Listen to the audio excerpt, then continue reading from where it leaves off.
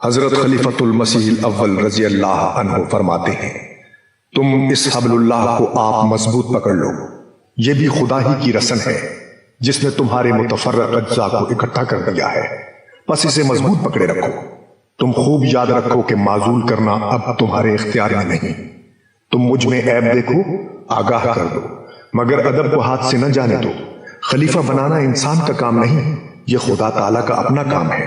اللہ تعالیٰ نے 4 خلیفے بنائے ہیں، آدم کو، داؤد کو، اور ایک وہ خلیفہ ہوتا ہے جو لَيَسْتَخْلِفَنَّهُمْ فِي الْأَرْضِ میں موعود ہے، اور تم سب کو بھی خلیفہ بنایا۔ پس مجھے اگر خلیفہ بنایا ہے تو خدا نے بنایا ہے، اور اپنے مصالحے سے بنایا ہے، تمہاری بھلائی کے لیے بنایا ہے۔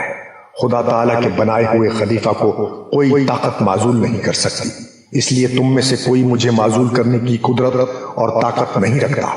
اگر اللہ تعالیٰ نے مجھے معزول کرنا ہوگا تو وہ مجھے موت دے دے گا۔